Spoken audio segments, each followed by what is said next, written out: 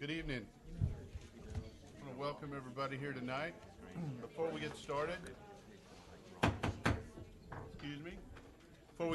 I'd like to welcome Pastor Jason Howard to lead us in invocation. Thank you very much, Mayor. If we could bow our heads, let's pray. Heavenly Father, as we come into this season filled with peace, hope, and joy, a season filled with family and with love for our neighbors, Father, we ask that you would, remind us as we go through this governing council tonight, and also through everything that we do for our city and in our city, that we would carry your peace and your love with us wherever we go. Also, Father, we know that this is a season where some in our city may not be filled with peace and joy. They may be grieving and mourning, and there is loss, and so that we would come alongside of them as a city to love our neighbors and to love our neighbors well. Father, tonight as our council and our mayor go through the work that's set before them, we pray for just your hand over them and everything that they do, that they would have a sense of welfare and the true needs of our people before them. In closing, we do pray for the agenda, that your assurance would be among them, that everything that they do would please you and that benefit the lives of people who live and work in and around Milton, the best city in Georgia. And Jesus, it's in your name we pray. Amen. Amen. Thank you very much, Jason. Good evening, everybody. Glad you're here. I'd like to call the regular meeting of the Milton City Council for Monday, December 5th, 2016 to order. Sudi, if you'll please call roll and make general announcements. Good evening, Mayor and Council. I'll be happy to call roll for the December 5th, 2016 regular meeting. I would like to remind those in attendance to please silence all cell phones at this time. Those attending the meeting who would like to provide public comment either during the public hearing or during the call for public comment, you're required to complete a public comment card prior to speaking on the item. There is no public comment for consent agenda items or items under first presentation. Those called to speak will be taken in the order that the speaker cards are received by the city clerk prior to the beginning of tonight's meeting. All speakers will identify themselves by name, address, and organization if applicable. The City Council may allow public comment on either an agenda item or general public comment from a representative of such an organized group or association, provided that the individual has filed a notarized affidavit that they do have the authority to speak on behalf of the organization on a form provided by the city clerk prior to the agenda item being called. Demonstration of any sort within the chamber is prohibited, so please refrain from any applause, cheering, booing, outbursts, or dialogue with any person speaking. Anyone in violation will be asked to leave. As I call roll this evening, please confirm your attendance. Mayor Joe Lockwood. Here. Councilmember Karen Thurman. Here. Councilmember Matt Kuntz. Here. Councilmember Bill Lusk. Here. Councilmember Bert Hewitt. Here. Councilmember Rick Morick. Here. And for the record, Councilmember Joe Longoria is absent. This evening, we are honored to have the Sons of the American Revolution lead us in the Pledge of Allegiance. Would everyone please rise?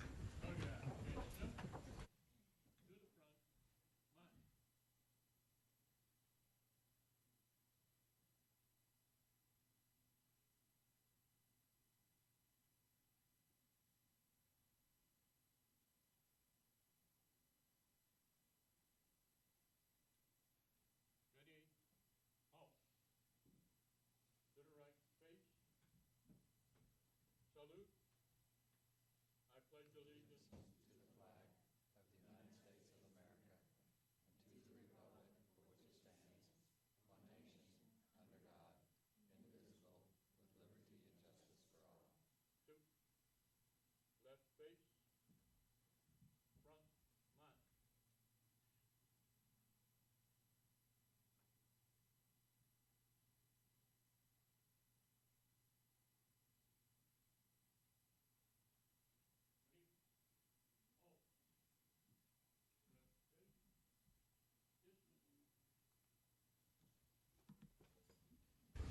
Thank you very much for that, leading us in our pledge. Okay, Sudi, if you'll please sound the next item. The next item is approval of the meeting agenda. This is agenda item number 16278.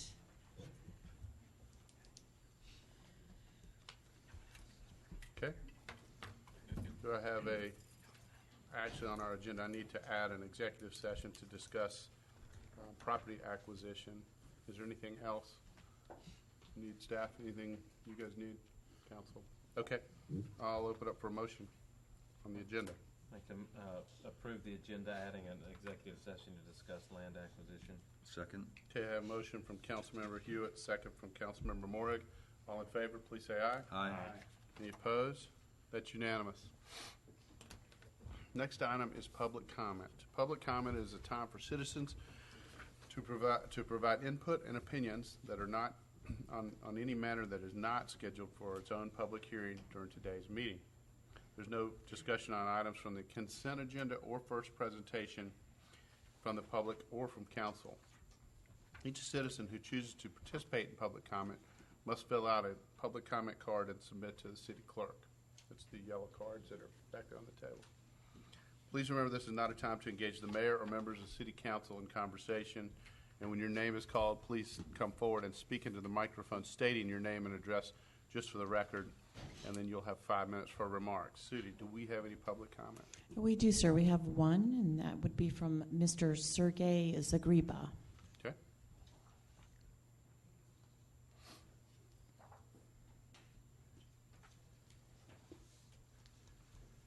Good evening, everyone. My name is Sergey Zagriba, 647 Greencrest Lane, Milton, Georgia, 30004. I'm privileged to speak here today. I spoke, Mayor, at the last council meeting, November the 7th, addressing my concern about the potential expansion of the Morris Road into 4-lane road. During the meeting, I described concerns about noise, variable noise impact, as well as a safety impact to the people who reside along the road. 23 units which were built in 2004, way before city start promoting the project. At the same time, I asked city to acknowledge obligation of the public engineers to protect health, safety, welfare, and property of the citizens. As far as I know, Mr. Lask is a professional licensed engineer in the state of Georgia, so he's well aware of regulations in the state of Georgia. Mr. Carter as well, and there is plenty of licensed engineers who live and residents in this community. With that being said, city recommended city manager to get in touch with me to follow up on my concerns. For the record, I have not heard from anybody yet about the concerns. It's my understanding that the tax increase is effective. It's my understanding that you guys right now, at minimum, in engineering stage of the project. And looking on your North Fulton CTP survey, which is posted on the website, there is quite clearly, I'm leaving copies here for you, that there is 8 categories, specifically safety, environment, quality of life, system preservation, economic vitality, multimodal options, mobility, land use, and transportation.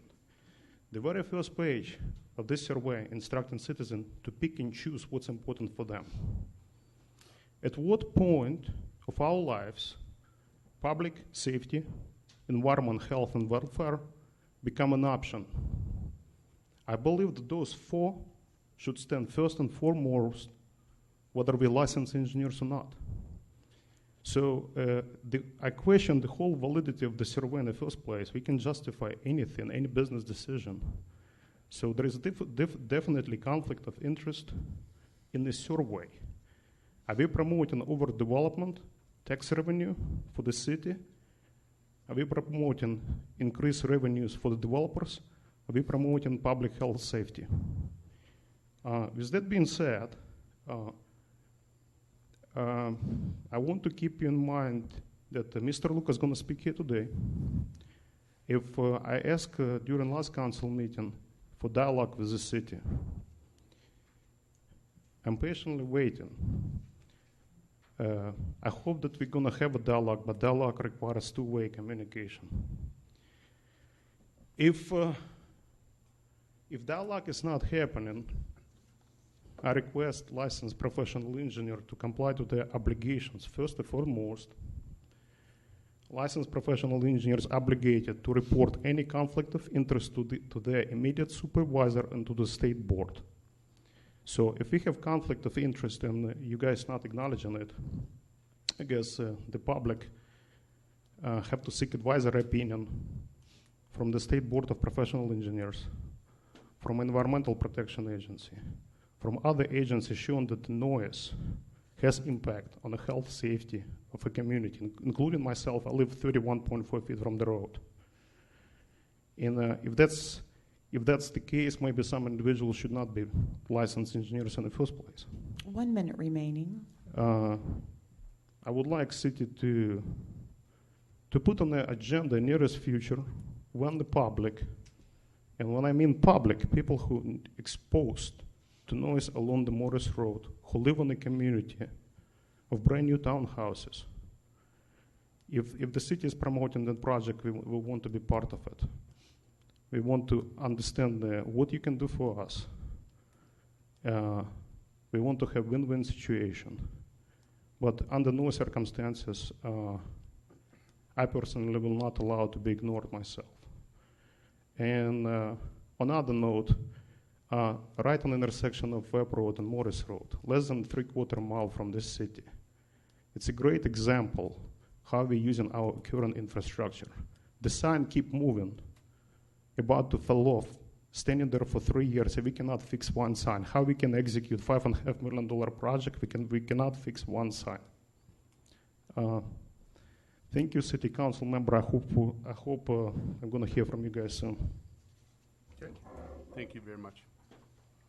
Sudie, do we have any more public comment? I do have one I just received, and that's from Ronnie Rondum.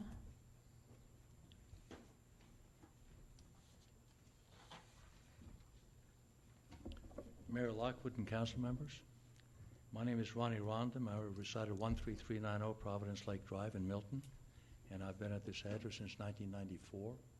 I voted for this city when it became a city, and I'm proud of it and I like it. If I may, a short bio. I immigrated from Norway with my parents at the age of 12. I enlisted in the Army at age 18, commissioned in the infantry, from infantry officer candidate school at age 22, after choosing to become a citizen of the United States at age 21. I served on Army active duty, then joined the Texas Army National Guard, and later the U.S. Army Reserves for a total of about 34 years of service, including 2 combat tours in the Republic of Vietnam, with appropriate awards and decorations. I retired from the Army in 1996. I've also been employed in the human resources field for over 30 years and retired from my civilian position in 2000. I do not attend many city council meetings. However, I do watch and listen to the videos of the city council meetings online. There's a recurring event during most of the city council meetings that I wish to address.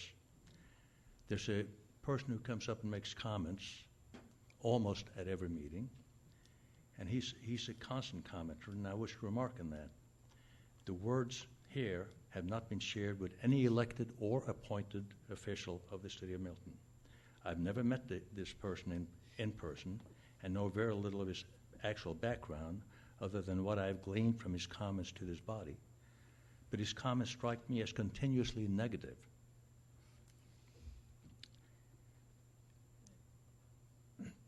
Both toward the city of Milton and toward the elected and appointed officials of the city of Milton. My personal perception that he is a political gadfly that finds delight in spewing forth vitriolic comments, and all negative, each time he speaks from the podium, and I wonder why he chooses to do so. I'm curious to know if he attended the 10-year anniversary celebration this past Thursday for our very fine city, and if so, what he thought about all the positive comments heard from the speakers and from the applauding audience. As the saying goes, one tends to attract many more bees with sugar than with salt. And I perceive him as using salt to try to improve the city of Milton. If he really cares about the city of Milton, I would strongly suggest that he find positive ways to do so, whether it is through volunteering with various civic organizations or seeking an elected office within the city. is that, as I understand that he is a veteran of my sister's service, the U.S. Navy. There are several patriotic groups that he might consider.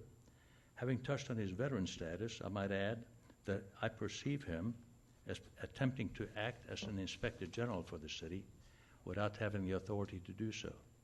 How about being an ombudsman and mend areas of concern rather than a gadfly without presenting solutions? I challenge you to act as a positive agent, sir, rather than a political gadfly. Mayor Lockwood and City Council members, thank you for your time and for your willingness to serve in your elected positions. Thank you. Any more public comments, Sudi? That's all, sir. Okay, then we'll move on to our consent agenda. If you'll please read the items. First item is approval of the September 19th, 2016 regular City Council meeting minutes. Agenda item number 16279. Our second consent agenda item is approval of the October 3rd, 2016 regular City Council meeting minutes. Agenda item number 16280. Our third and final consent agenda item this evening is approval of the financial statements for the period ending October 2016. Agenda item number 16281. Mayor, Okay. move to approve the consent agenda as prepared by staff. Okay, I have a motion and a second. All in favor, please say aye. Aye. Passes unanimous. Sudi. Next item is reports and presentations. Sudi, if you'll please sound the first item. Our first item this evening is a proclamation recognizing National Pearl Harbor Remembrance Day. This is being presented by Councilmember Bill Lusk. Thank you, Sudi. With us tonight are representatives from the Piedmont chapter, SAR, Martha Stewart Bullock chapter of the DAR, Martha Stewart Bullock chapter, Sons of the American Revolution, the CAR, daughters from the Patriots of Liberty chapter, DAR, and daughters from the Chestatee River chapter, DAR.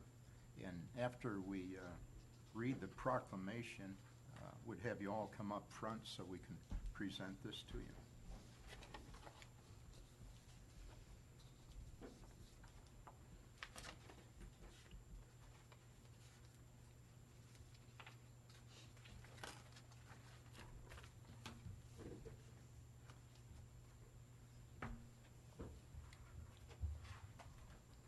It seems that history, the longer we live, and the longer our nation survives, obviously, the more history we have. And it's somewhat disconcerting that, and I understand the reason for it, that American history becomes truncated over the years, and we tend to forget those historic events that made a big difference in the formation of our country. And several of these events were very momentous. And the proclamation we're going to read tonight, it's National Pearl Harbor Remembrance Day. It recalls and commemorates that date that will live in infamy, December 7th, 1941. And that's what drew us into World War II. It's curious that 60 years later, September 11th, 2001, we were again attacked. And many of us here, many of you all here, can remember that date, I'm sure. But more and more so as we get older, few of us can remember December 7th, 1941. This is a proclamation, National Pearl Harbor Remembrance Day, 2016. Whereas on the morning of December 7th, 1941, Japanese planes thundered over Hawaii, dropping bombs in an unprovoked act of war against the United States. The attack claimed the lives of more than 2,400 Americans. It nearly destroyed our Pacific Fleet, but it could not shake our resolve. While battleships smoldered in the harbor, patriots from across our country enlisted in our armed forces, volunteering to take up the fight for freedom and security, for which their brothers and sisters made the ultimate sacrifice. On National Pearl Harbor Day, Remembrance Day, we pay tribute to the souls lost 75 years ago. We salute those who responded with strength and courage in service of our nation, and we renew our dedication to the ideals for which they so valiantly fought. Whereas in the face of great tragedy at Pearl Harbor, our first battle of the Second World War, our Union rallied together, driven by the resilient and unyielding American spirit that defines us. The millions of Americans who signed up and shipped out inspired our nation and put us on the path to victory in the fight against injustice and oppression around the globe. As they stormed the beaches of Normandy and planted our flag in the sands of Iwo Jima, our brave service members rolled back the tide of tyranny in Europe and throughout the Pacific theater. Because of their actions, nations that once knew only the blinders of fear saw the dawn of liberty. And whereas the men and women of the greatest generation went to war and braved hardships to make the world safer, freer, and more just. As we reflect on the lives lost at Pearl Harbor, we remember why America gave so much for the survival of liberty in the war that followed that infamous day. Today, with solemn gratitude, we recall the sacrifice of all who served during World War II, especially those who gave their last full measure of devotion and the families they left behind. As proud heirs to the freedom and progress secured by those who came before us, we pledge to uphold their legacy and honor their memory. And whereas the Congress has designated December 7th of each year as National Pearl Harbor Remembrance Day, now therefore we, the mayor and the city council of the city of Milton, hereby proclaim December 7th, 2016 as National Pearl Harbor Remembrance Day, and encourage all citizens to observe this solemn day of remembrance and to honor our military, past and present. Given under his hand and seal, the city of Milton, Georgia, on this 5th day of December, 2016. Okay. You all go down front.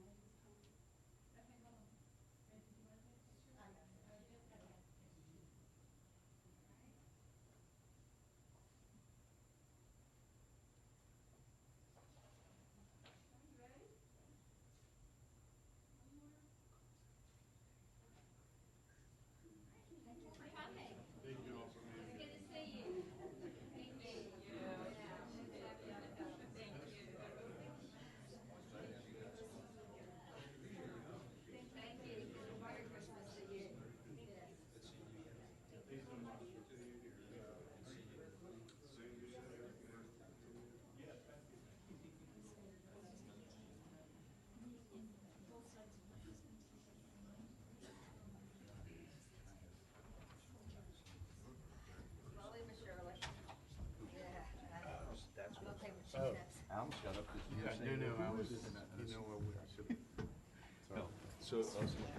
I'm not trying to call. Oh, no, it's my, I mean, I was, technically, maybe you weren't, but I was thinking. Yeah, no.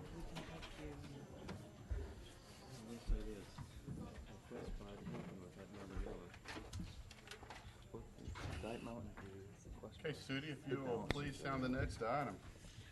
Our next item this evening is recognition and presentation of City of Milton's 5-year anniversary pins to Glenn Addison, Christopher Bradshaw, Christine Doss, Kathy Field, Jason Griffin, Mark Haskins, Jamila Jones, Walker Mann, Andrew Noblet, Amanda Quintana, and Jared Richardson. This is being presented by Mayor Joe Lockwood. Okay, this is a special item, getting to recognize these employees that have been here for 5 years. So I'm going to step forward and then have our city manager call those employees up and present the pin. I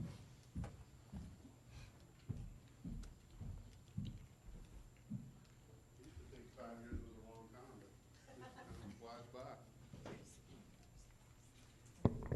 You ready, Mayor? Our first awardee will be firefighter Glenn Addison.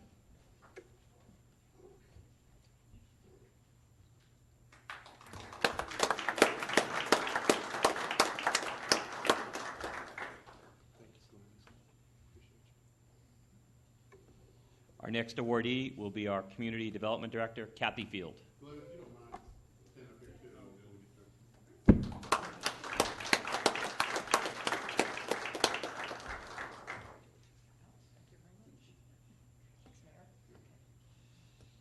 Our next awardee will be Lieutenant Jason Griffin.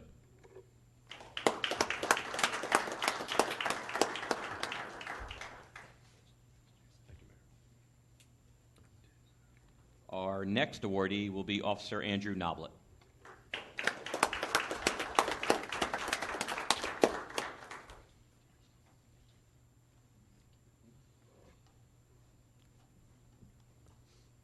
Our next awardee will be Detective Christopher Bradshaw.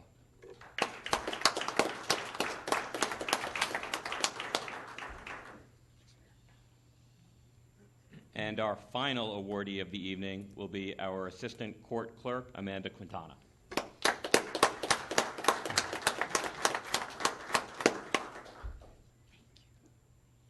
guys don't mind, let's do a picture, and council, if you want to stand. We sincerely appreciate your 5 years of commitment and hard work, and you guys made it difficult.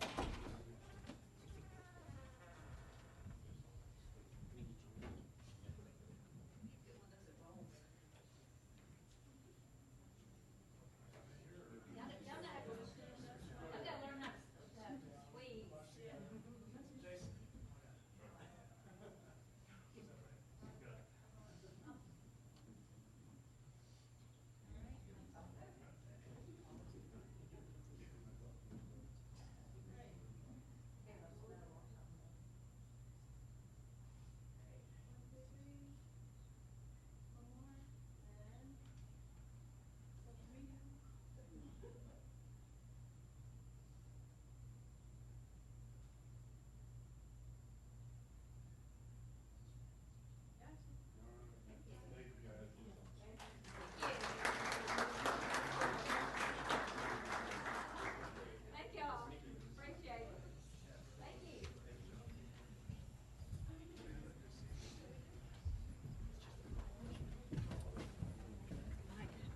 Time flies.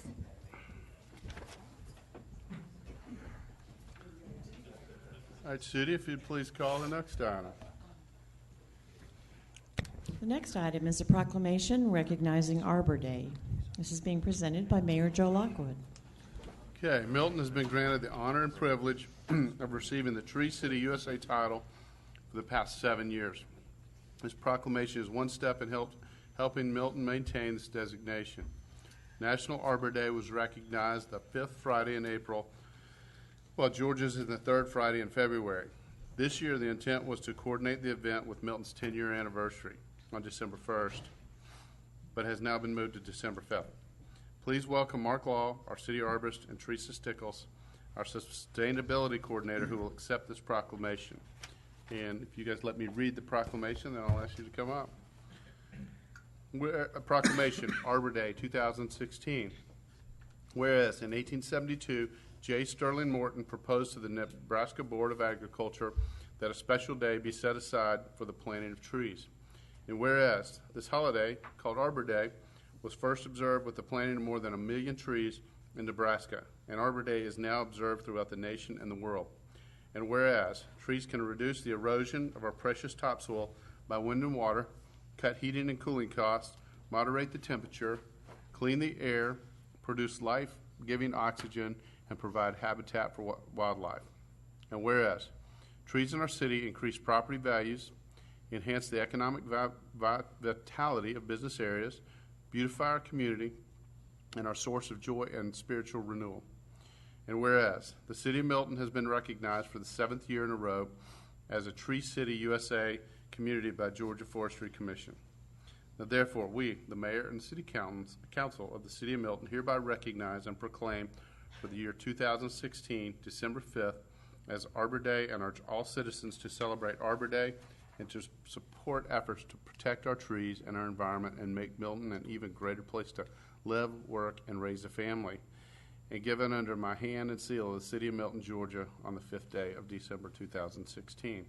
And one thing that it hit me while I was reading that and talking about going back in years and years and planting, thousands and million trees, it's one thing I learned from our arborist, Mark Law. Listened to him speaking to a group of 3rd graders. We all think of trees and want to preserve and save trees when we see a big tree, but the reality is we also have to remember every time you plant a new tree, a small tree, that 200 years from now, that's going to be there. 100 years, that's going to be there, what people are enjoying. So, just as much as preserving existing trees, how important it is to plant new trees, because the existing trees, the big large trees, they may only be here another 20, 25 years till they naturally die. But it's just important to think about the little seedlings and all that we may not enjoy in our lifetime, but others will. So if Teresa and Mark, if you'd step forward, as well as the council.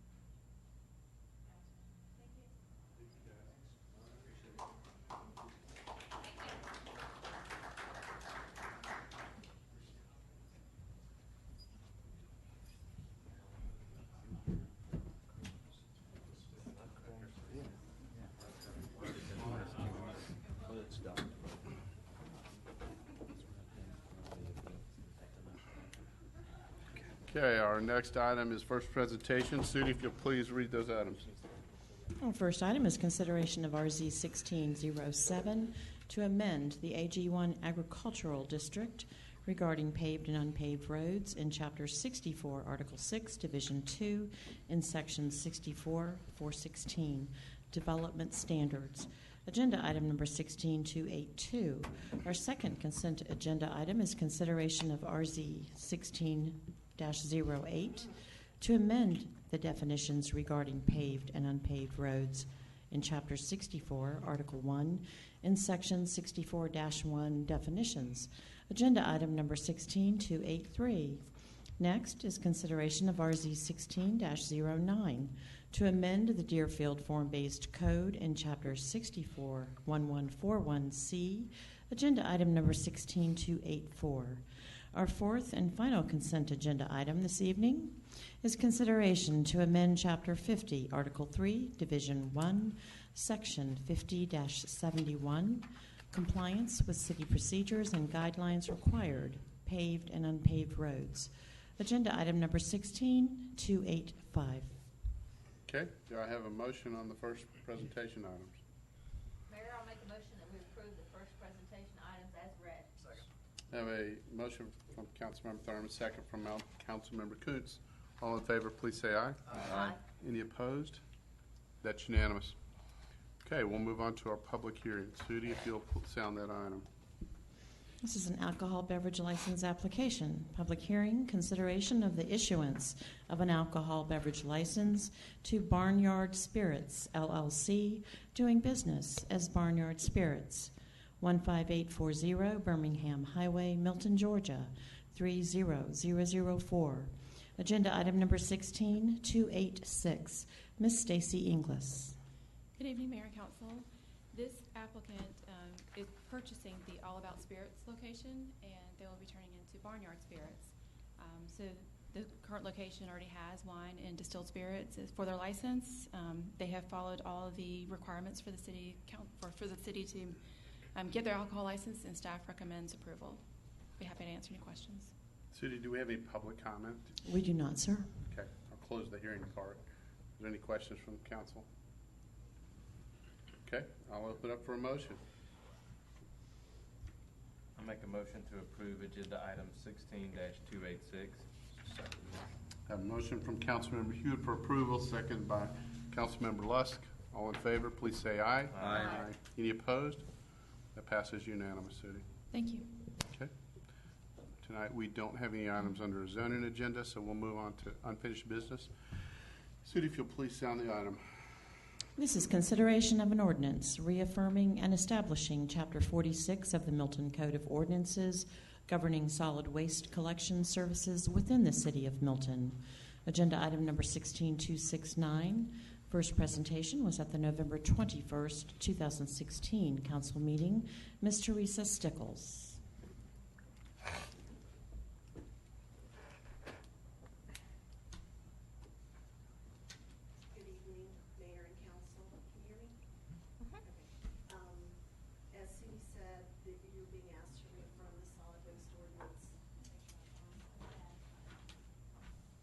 Yeah, I think we can hear, but I want to make sure that the audience can hear.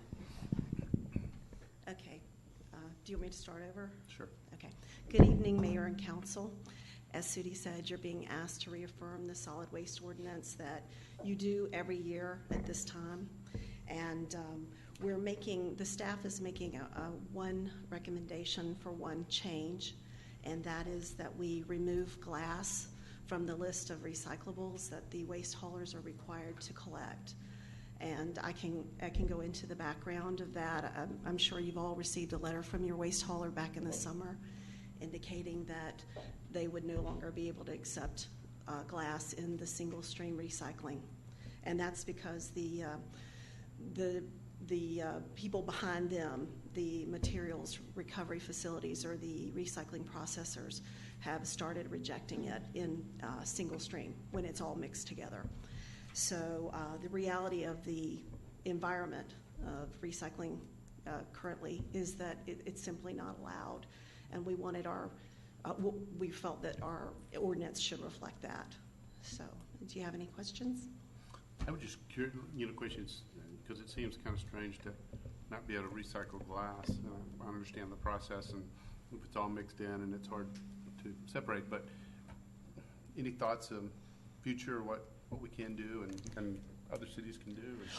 Well, I'm glad you asked that because the city manager has charged me with researching ways that we might make it easier for residents of Milton to recycle glass.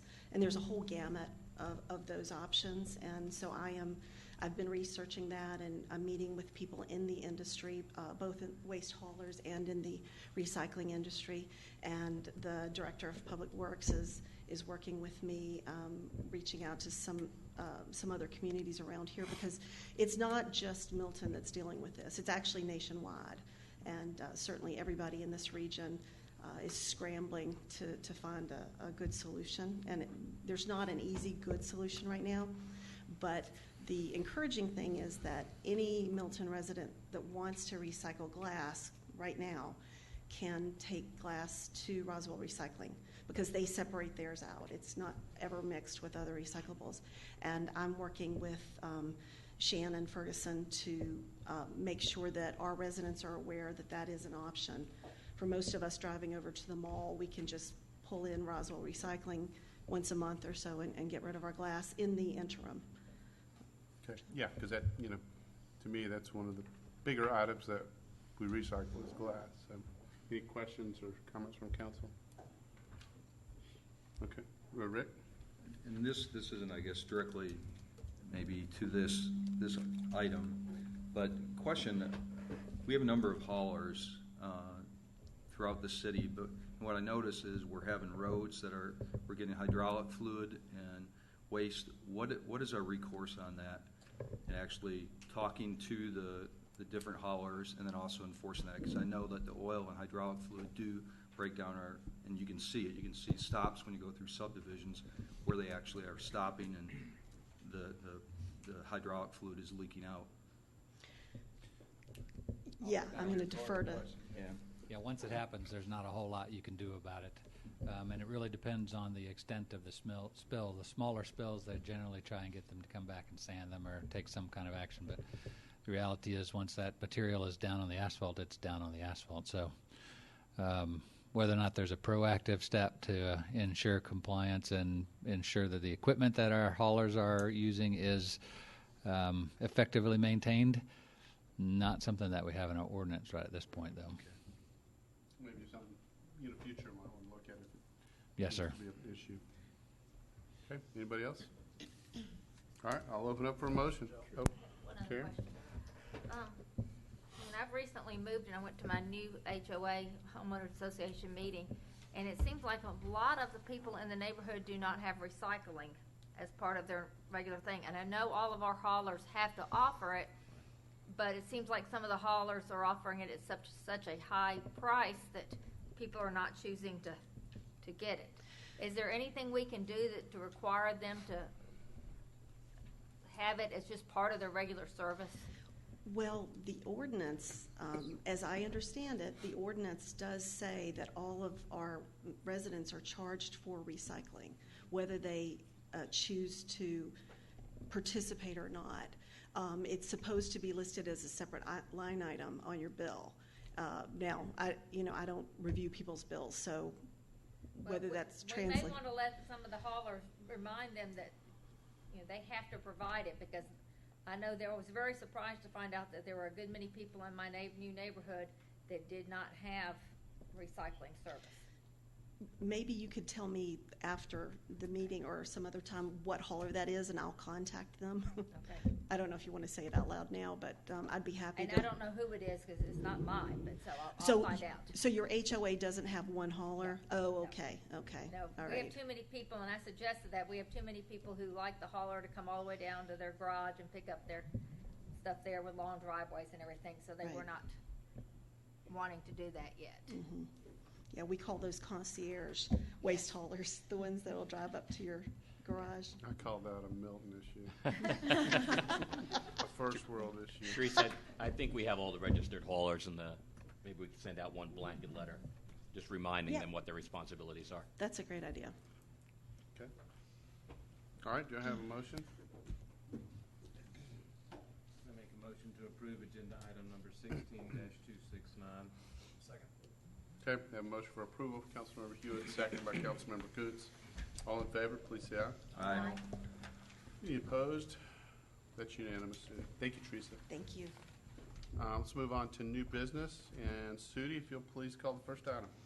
First item is consideration of a resolution adopting the 2017 City of Milton City Council regular meeting and work session schedule. Agenda item number 16287.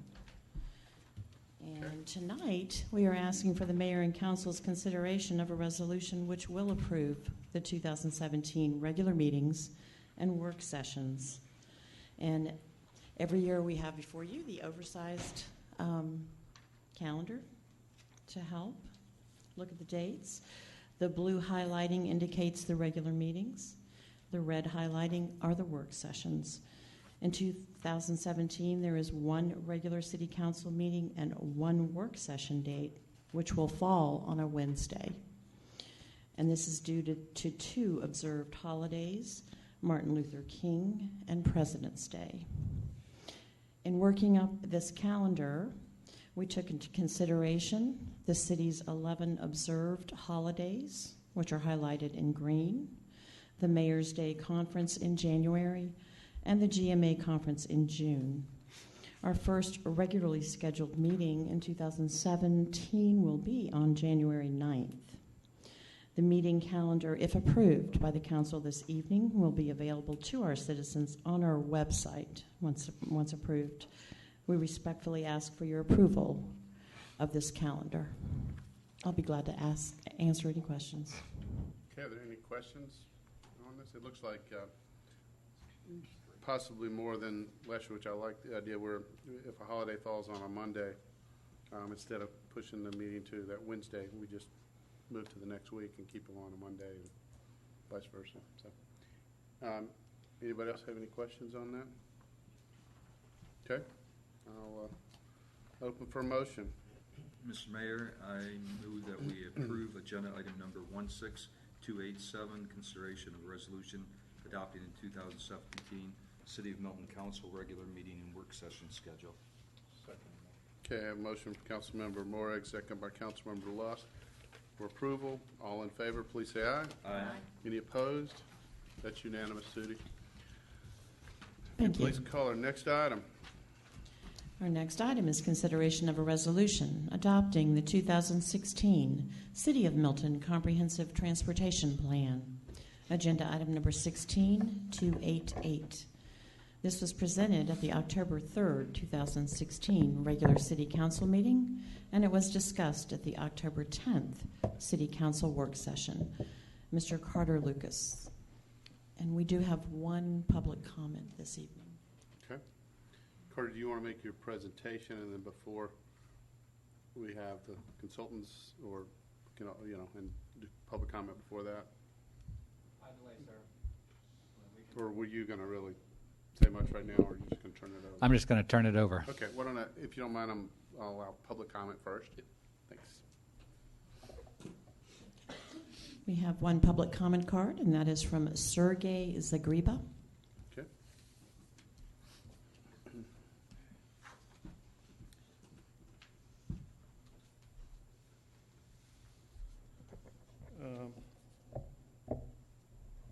Honorable Mayor, City Council members,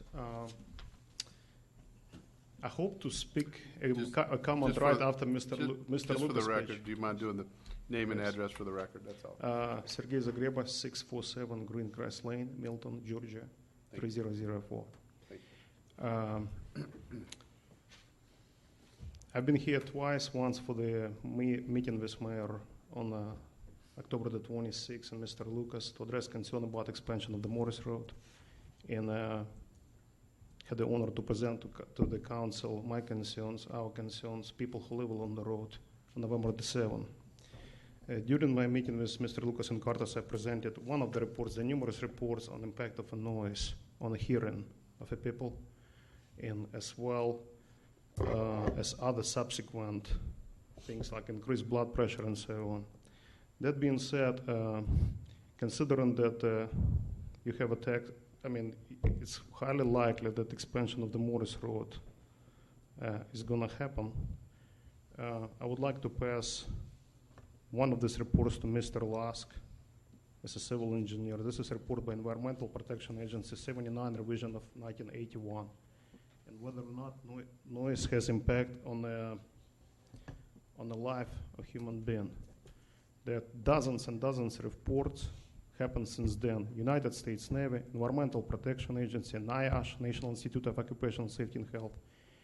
During my meeting with Mayor Mr. Lucas, the question was raised by Mayor to Mr. Lucas whether or not noise impact study have been, actually I asked the question whether or not noise impact studies have been done before pre-feasibility of expansion road happened. Statement was no. If that's the case, looking on a survey that 4 out of 8 public safety health, welfare categories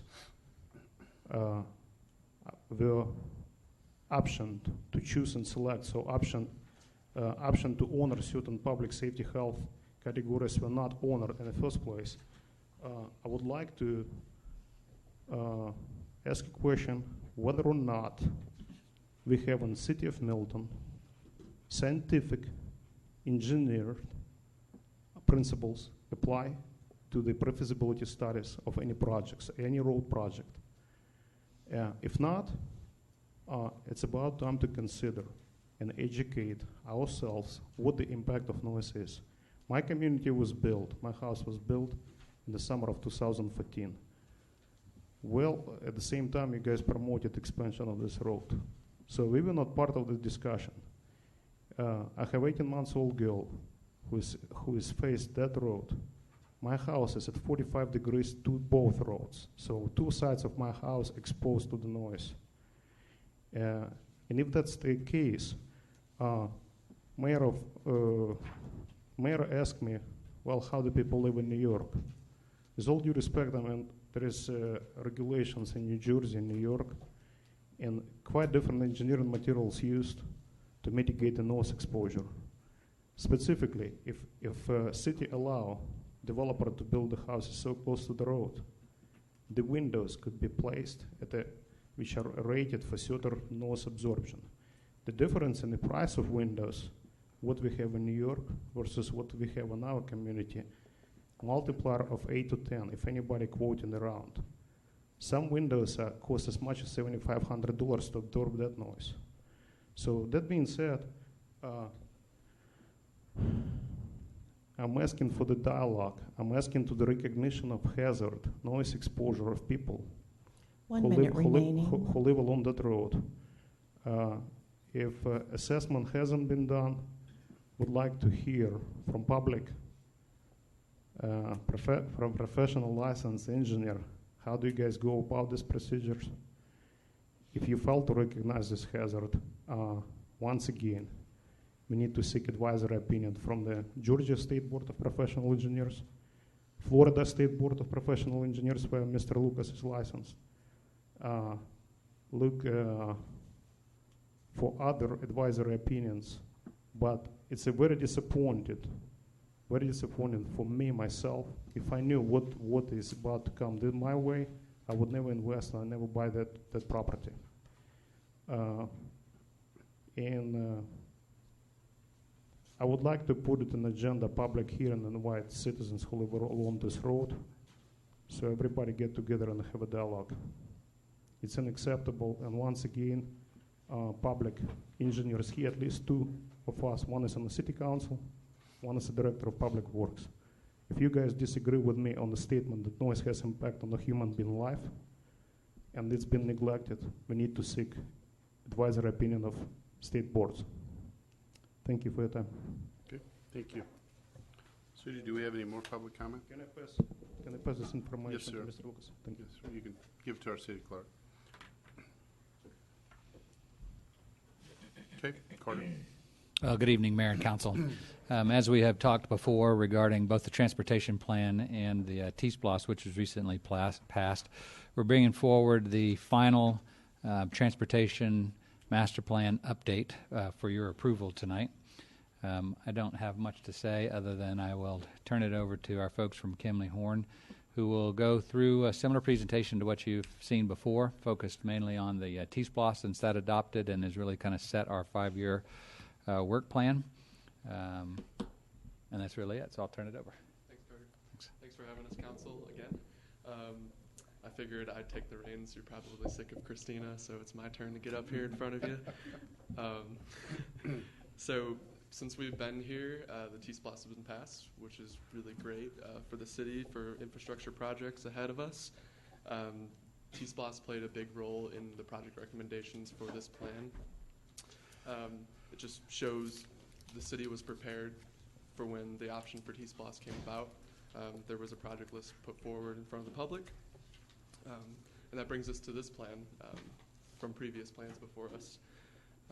This plan had 3 major components: the existing conditions and needs assessment, which you all have electronic copies of, the recommendations report, which you also have copies of, and throughout both of those processes, there was public involvement. This plan will advance projects for consideration into the North Fulton CTP, which is ongoing as we speak. And from the North Fulton CTP, projects will be elevated into the Regions Plan. So, as I mentioned, there was public involvement throughout the process. The project began in August 2015, and since then, we've been involved with the public throughout the process. There were 4 community events. We attended 2 high school football games, the Milton Jubilee and Bell Memorial Park on a Saturday during the spring. There were 2 online MetroQuest surveys. The response rate for those far exceeded our expectations. The first round of surveys was focused on the existing conditions and needs assessment, and the second round was focused on actual project recommendations, and it included many projects from the T-SPLOST list.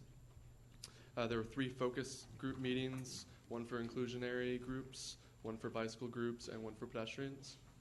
And we had 2 public meetings. The first one was in November 2015 and focused on the existing conditions and needs assessment, and the second public meeting was in May 2016 and again focused on recommendations. So one of the tasks we asked the public on the first MetroQuest survey was to locate certain areas around the city that they felt needed to have focus for future transportation investments. As you can see, there's a lot of different data points, 1,600 data points. Those data points were used along with previous plans and worked with city staff to develop a list of potential projects for the city. There was over 300 possible projects. With that, those 300 possible projects, those moved through an evaluation criteria, and the evaluation criteria was based on the vision and goals of the CTP as well as the comp plan. Once the projects were evaluated, they were put through a project filter. The project filter involved city staff, all the public involvement, both MetroQuest surveys, as well as more detailed analyses for different intersections. Yeah. Real quick, while you're going through that, what's the difference in the colors of the dots on the map? Just want to make sure. There were bicycle projects. Right. There were roadway projects, safety projects. I believe they located where their home was. Roadway bike ped, transit projects as well. So yeah, once the projects were put through the project filter, that brought us to the final recommendations list. And another piece of the MetroQuest survey, we asked the public where their priorities lied for which types of projects the city should pursue in the future. The chart on the right is how the funding is allocated with T-SPLOST projects. And so you can see they're pretty similar based on the public input. And then I'm just going to run through the list of particular recommendations in terms of policies. First, the reason why we're here, to adopt the Milton Connections Plan. And once that's adopted, to continue working towards a complete North Fulton CTP. For intersection and corridor recommendations, pursue with the T-SPLOST implementation plan and develop a project implementation monitoring program. That monitoring program will ensure that projects continue forward in a timely manner with the T-SPLOST funding available. For active transportation recommendations, continue to identify and construct sidewalk where there are gaps, in particular near activity centers. Expand the implementation of the bicycle priority network, which, as we spoke about prior to this, that includes shoulder widenings, signing and pavement markings, as well as a wayfinding system. Continuing to update and validate typical sections that were from the adopted trail plan, and to develop a public education campaign for cyclists and motorists. For asset management, continue funding maintenance projects. Those include resurfacing, shoulder widening, etc. Develop an asset monitoring database so we can continue to know which areas to focus on for that maintenance to take place. Access management recommendations, continue to implement access management strategy related to access locations, medians, et cetera, near new development. And then for transit recommendations, continue working with MARTA to improve the bus service that we already have out in Milton. Work with North Fulton cities and MARTA on the Connect 400 project or another long-term fixed route service. Just to mention a note, the North Fulton cities actually met with MARTA a couple weeks ago as a part of the North Fulton CTP plan. And also to continue to coordinate land use and transportation decisions. So I'm actually going to hand it off now to Sarah. She's going to discuss the 5-year action plan. Thanks, Robert. So this next set of slides should look familiar. It's our T-SPLOS list. First slide here is Tier 1 and Tier 2, which represents 100% of the anticipated funding. As we've talked about before, there's 3 capacity projects, 1 bridge, 8 intersections, and some pedestrian improvements. The next slide shows an additional 15% if more tax is collected than what's anticipated, which is expanding some programs that we're actually already doing with local funds, and it also shows the local 7-year capital plan that is currently in place, with the exception of some of the intersections moving to funding under the T-SPLOS Tier 1 and 2. And then our next steps with T-SPLOS is, first of all, to develop an implementation plan. We started looking at that, and I'll get to a sample of that in a second. And we plan to come back in the February, March with an implementation plan draft to review at an upcoming work session. We're also going to work on getting some consultants on board to get ready to begin these projects as we start collecting the funds. Found out there's a Citizen Oversight Council, and every city in Fulton County will appoint a member to that. And the county is looking for that appointment by March of 2017. Collections will begin April 1st, and then we expect our first check the end of May of 2017. And so we started laying out projects that are underway, some of our local intersections that we've already funded that are in the process, as well as some GDOT projects, the State Route 9 widening, the McGinnis Ferry interchange, and how all those lay out, trying to phase them so we have different projects in different phases along the way. This also looks at the cash flow, the anticipated revenue of how much we'll get this is broken down by every 2 months. Said we'll plan to have more discussion on this in the next couple months, but just wanted to show you what we're working towards right now on that. And we can come back to that in a second, but we'll have all the final documents after they're adopted on our Connect Milton website, as well as the T-SPLOS information. So that is our presentation on the final plan, and we can go back to the previous slide or take any questions. Can you go back just one slide? Yep. To that slide? So I just wanted to point out as we move through some of these projects, while what you see here may not be in its final draft, our standard process of going through our projects will remain the same. So we'll go through our typical concept review, final plan setup, just like we have in the past with public input during all of those stages with all of our projects. So really, the only thing that changes with the T-SPLOS is the funding mechanism for these projects. Our process is not intending to change through any of that. Hey, Carter, I have a question. In fact, we've had some public comment about concerns with certain projects, I believe are in the Tier 1. So does that mean there will be still public participation in some of these projects moving forward before they're actually started, yes, or not? Okay. Anybody else, Karen? I think I had mentioned when I met with the city manager that I know the intersection at Batesville and Birmingham Highway was not on our original list because it being a state highway and hoping it, but that intersection just gets worse and worse to the point it backs The other day, they had cars backed up that couldn't even get into the roundabout from any direction.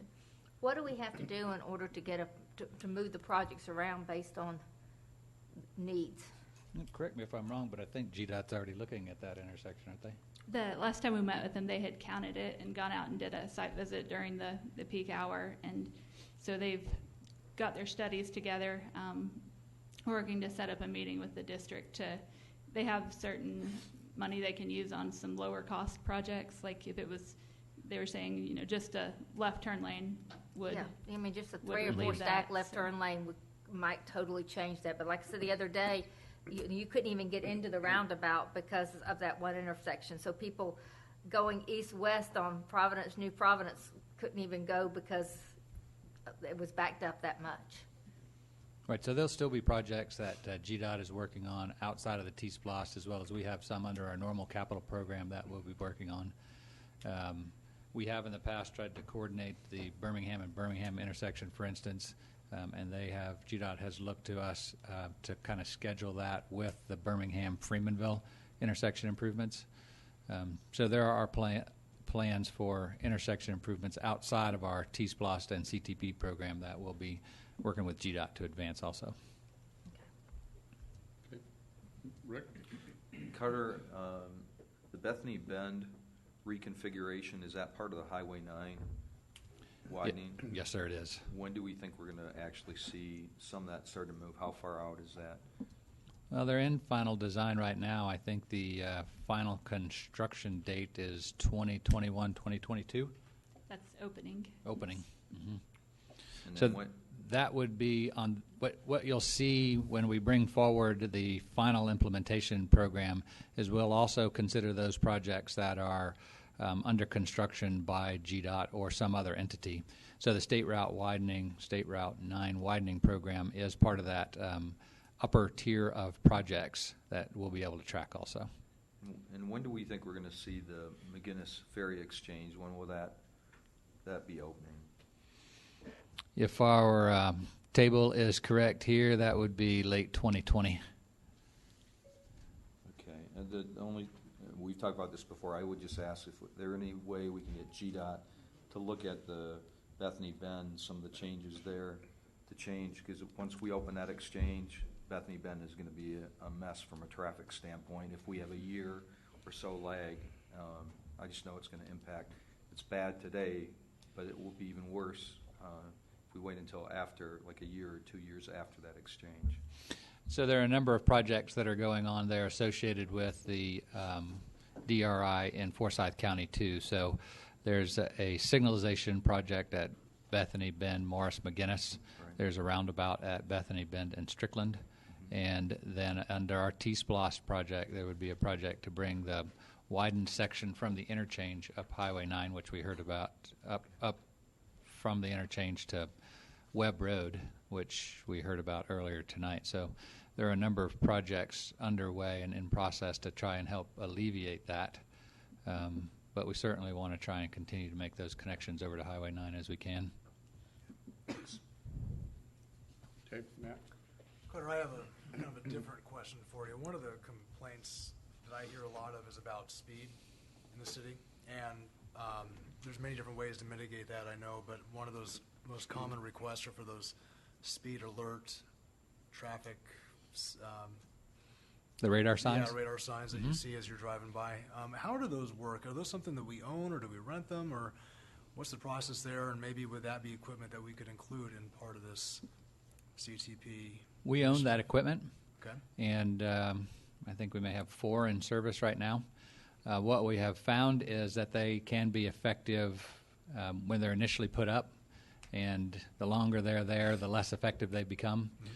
So what we have tried to do with the 4 that we do have in service is rotate them onto different roads throughout the city. We can certainly increase that inventory. We've looked at a couple of other models that are much easier to handle and less expensive that we're evaluating right now. I think for the heavy duty ones, we probably paid about $4,000 a piece for, and they're 50 to 60 pounds. So they're a little bit difficult to manhandle, but we're looking at some others that are much easier to move around and If we want to consider that in future capital programs, we can certainly increase our inventory on that. It might be worthwhile looking into that, in my thinking. We can do that. That would be the council's direction. Okay. Any other questions? So Okay, Carter? I think tonight what we want to do is adopt this. So we'd have a motion. We have the resolution in that package. Motion to approve the resolution to adopt the CTP tonight, if council so chooses to do so. Okay. I'll open up for a motion. Mayor, I'll make a motion to approve agenda item number 16-288, the resolution adopting the 2016 City of Milton Comprehensive Transportation Plan. Second the motion. Okay, I have a motion for approval from Councilmember Thurman, second from Councilmember Lusk. One comment I want to reiterate, I asked the question that, we've had some public comment with concerns on some projects that those will be looked at moving forward. So, public will have a chance to weigh in and look into. So, anything else? Matt? Yeah, and clarifying on that motion, Carter, maybe you can answer this as well, just so we all understand. This is just a consideration deal. We haven't gone into any engineering designs. We haven't gone into any, we just know that there might be a need in that particular category. Some of these ideas can move around, as Karen had said, or change or whatever, but obviously these are things that we look at in this plan as we go forward, which increases the public participation process. That's right. And for the most part, we've approved this list under the T-SPLOST implementation program. So what we're asking tonight is that you basically approve our plan to move forward. It basically sets our standards and guidelines for moving forward in the transportation arena over the next 5 years. That doesn't identify any particular project. Those projects will all go through the same standard public council approval process that they have in the past. This just sets our guidelines and our program for the next 5 years to allow us to do that. A roadmap, no pun intended. Yeah, correct. Very good. Right. Okay. I have a motion and a second. All in favor, please say aye. Aye. Any opposed? That passes unanimous. Thank you for your presentation and hard work. Thank you. I would just like to say thank you all very much. Carter and Sarah have been fantastic clients and partners, and so thank you to them and to all the rest of the staff and to you as the City Council and Mayor for all of your participation. We Thank really you, appreciate Christine and Kimberly Horn. Thank you very much. All right, Sudie, if you'll please say on the next item. Next item is consideration of an ordinance to amend the charter of the City of Milton for the purpose of clarifying Section 1.12B40A and Section 6.11B. Agenda item number 16244. This was discussed under new business at the October 17th council meeting. First ratification took place at the November 21st, 2016 regular city council meeting. Ms. Molly Eswine. Good, Molly.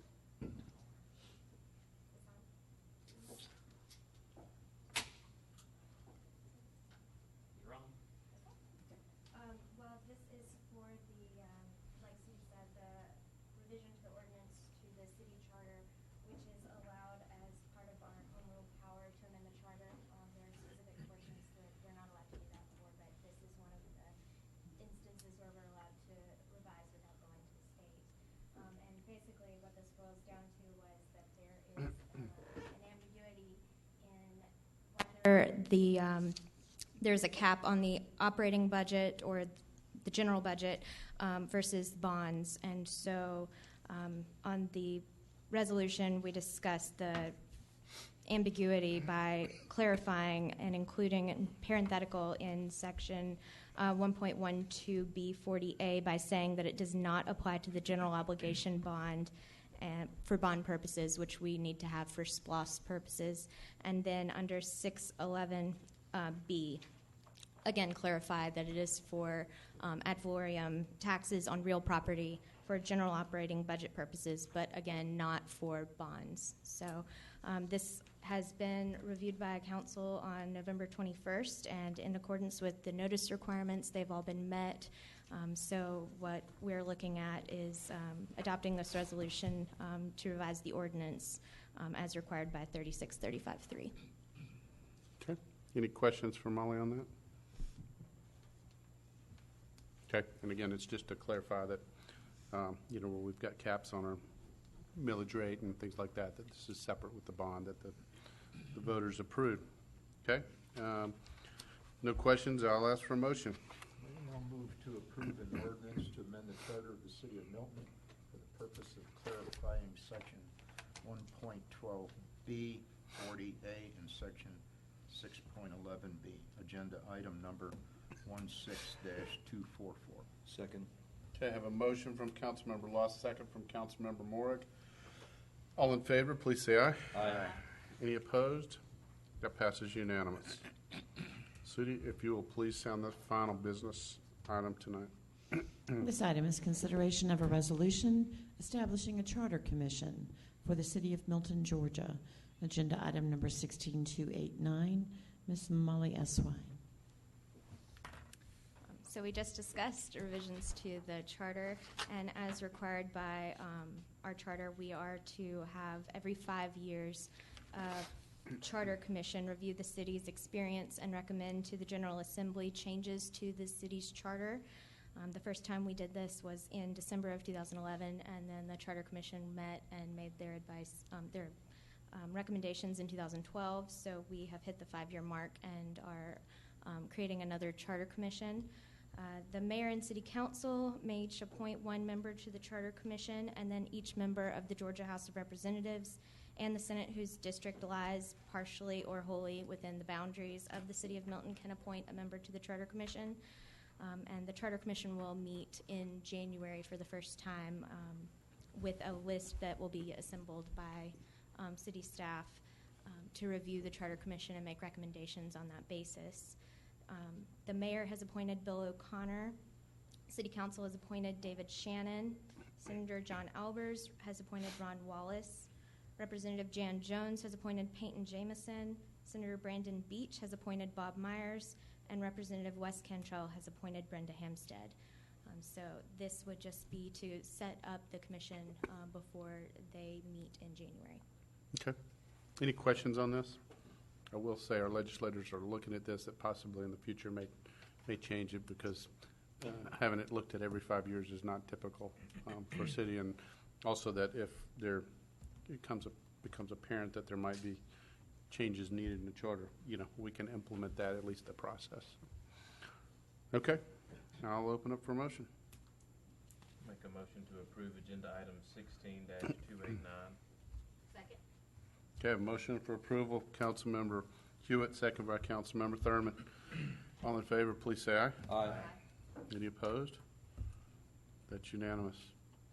So, Bill? Got one question. Absolutely, go ahead. Article 3, City Council for the City of Milton shall at the first regular council meeting in January consider and approve a detailed list of those areas and issues. How is that list going to be developed? By whom?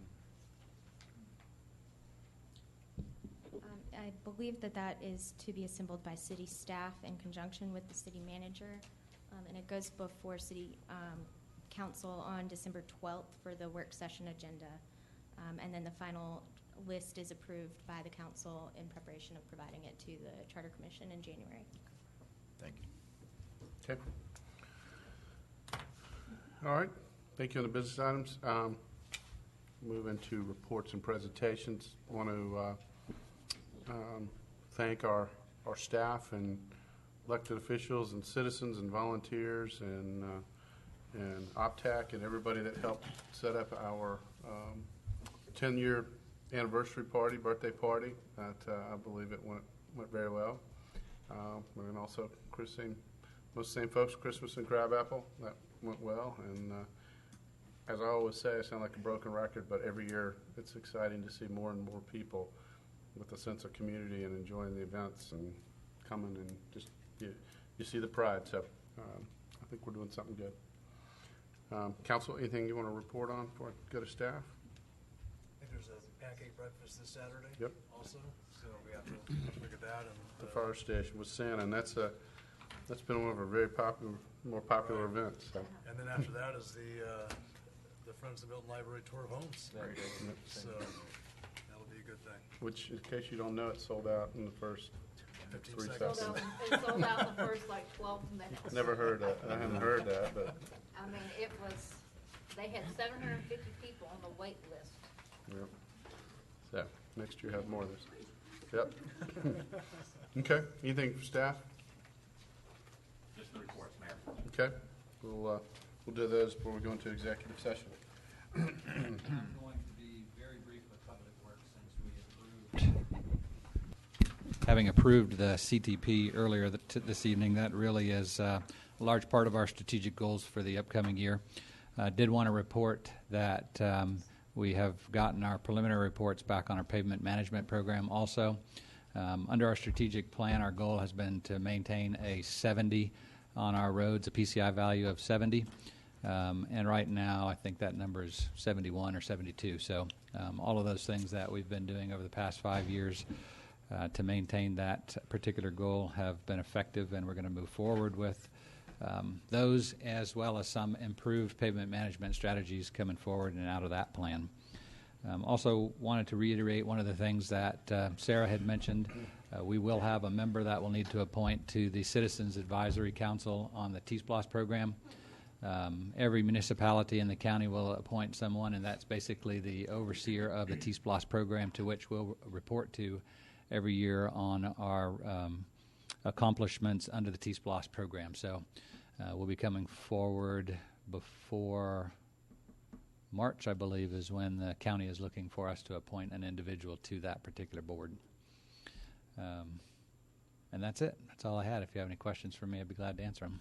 Short and sweet. Carter? Okay. Thank you. Move on to fire.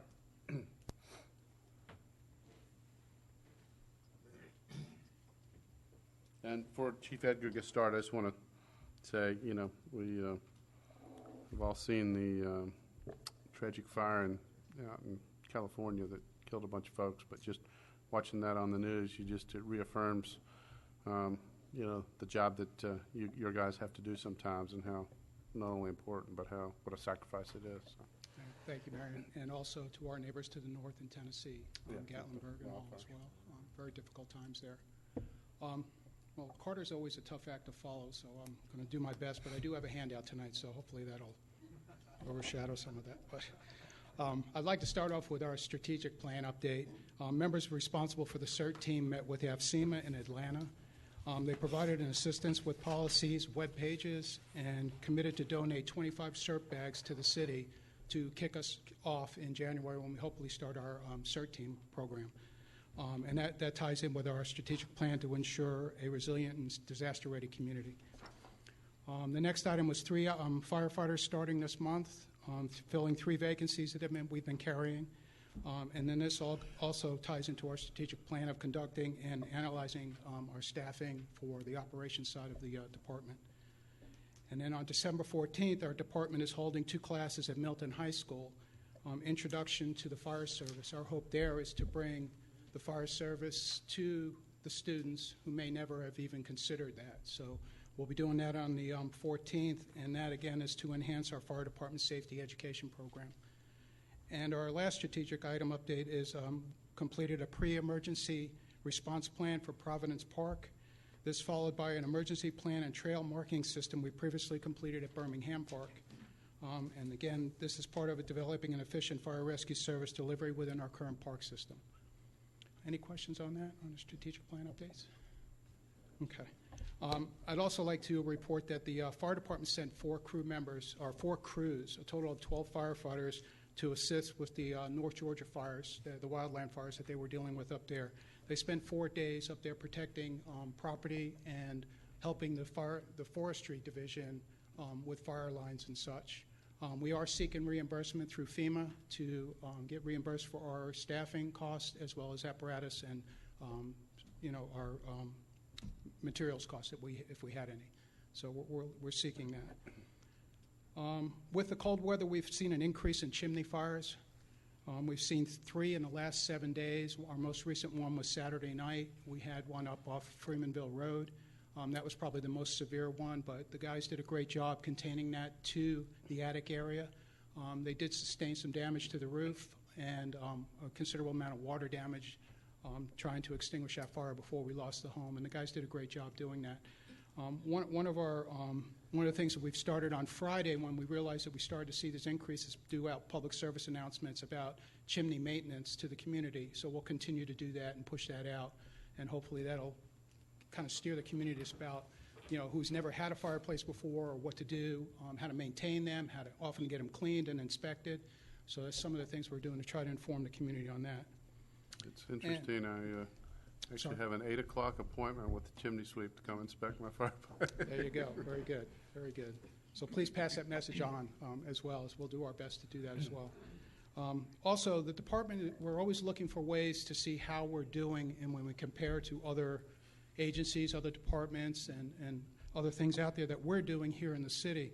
And one of the things we did is we did an analysis of cardiac arrest responses and the return of spontaneous circulation nationwide, and then compared that to how we're doing here in the city of Milton. And I do have a handout here.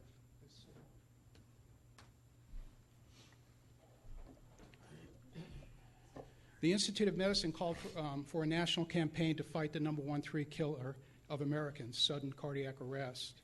The survival rate outside a hospital is just 6%. The Institute of Medicine report found that annually, less than 3% of the U.S. population receives CPR training. And defibrillators are used by bystanders in just 4% of non-hospital cardiac arrests.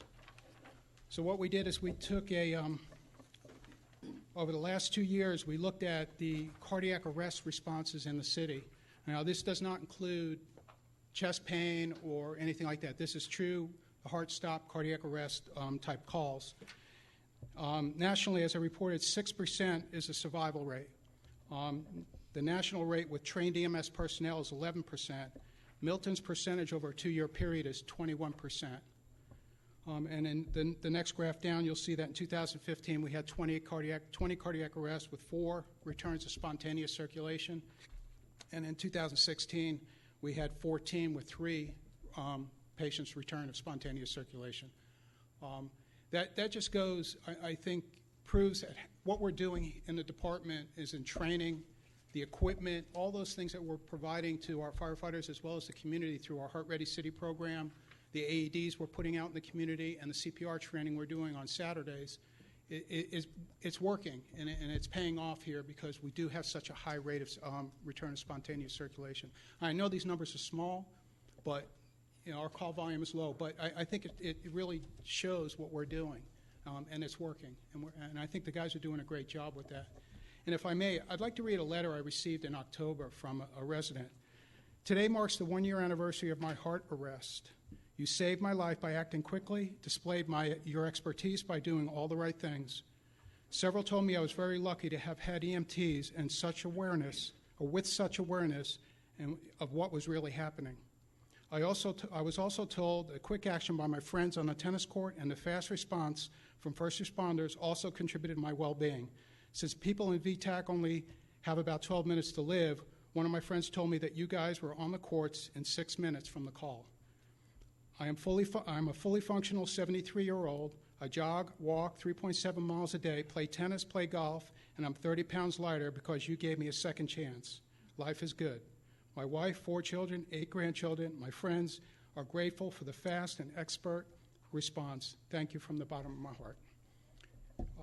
And I'll save the who that's from just to protect his privacy. But to me, that tells everything that what we're doing, and it's working. And I thank you for your support and the good tools and training that we have that we can do this. So, any questions? No, but I think that's Thank you. Yeah, that last statement is proof of what you're doing. Okay. Thank you, Chief. Seriously, Chief? And I have to Stacy? follow that? Stacy, I don't think That is not fair. I don't think you can follow that, Stacy. The shorter the better. I don't think I In can fact, top that one at all. If you can talk about somebody like, actually, probably what you do makes chief's job harder because when they get those tax bills. Golly. All right. Current tax collections, 95.7% collected as of the end of November. I think that's pretty good. I believe what you have in your packets show the end of October, which obviously is not a very good rate, but the end of November, since bills were sent out a little bit later than they have been in the past, the collection rate was really well at the end of this, or at this time of year. Alcohol license renewals were due November 15th, and all but 9 have renewed right now. 2, we know that we gave them an extension because they got their licenses recently, and so we didn't want them to have to get a 2016 license and a 2017 license back to back. So we did extend them a little bit longer. So there leaves 7 establishments that currently have not renewed their license. We are in contact with them right now, and hopefully we'll get them renewed by December 15th. If they do not renew by December 15th, they will have to go through the process as if they are a new applicant. For one in particular, that means they would not be able to get their license because they are so close to a church. So he usually comes in on December 15th or thereabout to get his license in. As far as strategic planning goes, we are looking to make some changes to Chapter 4, alcoholic beverages. I know that there have been some interest in making some changes to this ordinance. One talks about wine tastings at wine shops. I know that at vineyards you're allowed to go in and you're allowed to do wine tastings, but there are wine shops that have expressed an interest in having the ability to do that.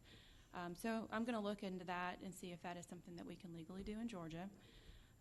Serving alcohol at non-restaurant establishments. That has been an interest. Obviously, we don't want to create a bar, but that is something that I believe, in particular, Whitetail Bicycle Shop has requested us to look into that. So we'll take a look at that, and then we're going to be changing some of the responsibilities between the police and finance. Police was talked about handling some of the pouring permits. Currently, finance handles that. But it's truly just a pass-through over to the police department for them to do the background check. And so we're going to have applicants go directly to the police department. These are the people who actually serve the alcohol and take orders for the alcohol. So, and last but not least, the $25 million bond referendum was passed. So we are in talks with Davenport to discuss how we're going to issue that debt. There's a lot of options that we're looking at, and we're trying to look at what the best option is for the city of Milton. As far as issuing cost goes and interest rates and all that stuff. Okay. I seem to have a question. Do we have any idea what the interest rate will be compared to what we had originally projected? I know we had projected kind of a worst-case scenario, but do we have any idea what the spread's going to be between what was projected and what the actual amount will be? I believe we're. You want to go ahead and answer that? I don't know if I'm on or not, but we were very conservative in our original estimate, even though the rates have recently spiked a bit.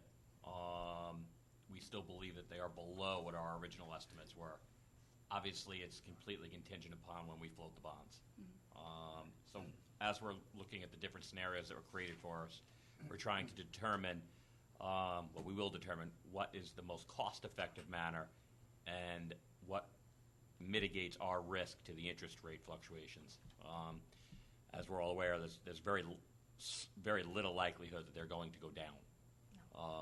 So we're costing this out, and whether or not we're going to float the whole thing at once or split it up, we're trying to make sure that we're being cognizant of what that risk will be.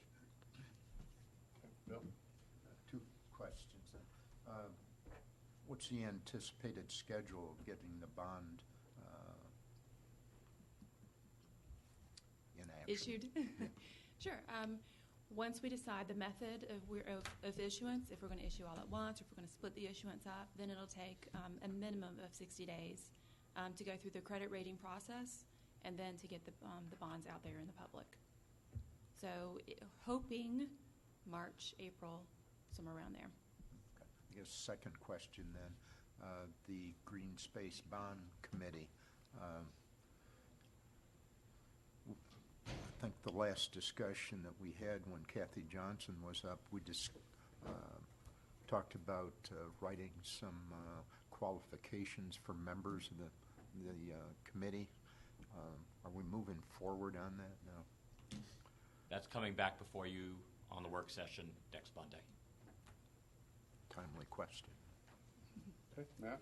Yeah, two things. Steve, when we last did our bond for Bell Memorial Park, Karen and I were involved in that process with the finance background that we had, so we'd be glad to do that again, just so you don't think you have to do it on your own. Obviously, it's a big deal, but I'm open for being there if you have any questions on that. So, I sent you both a question on part of our reporting. There was a chart that I saw that had everything together, and all of a sudden they diverged, expenses, revenues. Just curious, are we keeping up with that? I mean, I know we're doing a lot of different things, and I do look at it. So I want to see how we're doing on just updating, keeping that together. It is updated now, I think, to the end of October. Okay. Since November has now passed, I will update it to the end of November as well. What's so the- OpenGov transparency tool is what you're talking about. Right, and so how often do we update? What's the process of that? I mean, obviously, the more we can automate that'd be the better, but obviously, you want to make sure So we're going to be looking at automating a lot of our processes, and that is one of the many that we're going to be looking at. That obviously tying directly into our Encode software would be the ideal process, because it is very labor intensive to get that information out and published into that tool right now. Right. It takes a good couple of hours to get everything formatted and in there and totals checked and all of that right now. So we are definitely looking into that. I know that I'm working with OpenGov on that as well. That is something that they've been working on. So we're looking into it. Okay. Okay. Thank you. Anything else? Thank you, Stacy. Thank you. Okay. Next item, we will, as we added an executive session, so I'll ask for a motion to move into executive session to discuss land acquisition. Second. We have a motion and a second. All in favor, please say aye. Aye. Any opposed? That's unanimous.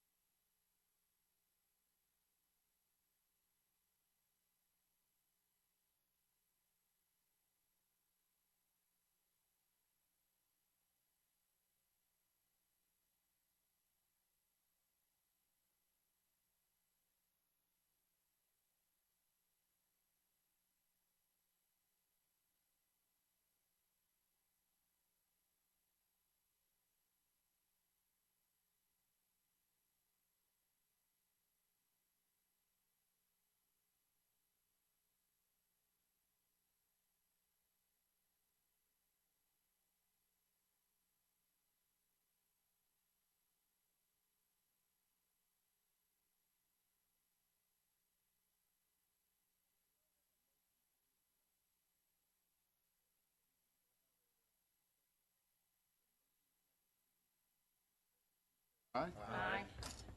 That's unanimous, and I'll move to adjourn. Second. motion is second to adjourn. All in favor, please say aye. Aye. Any opposed? That's unanimous. Have we ever had That'll be anybody the- opposed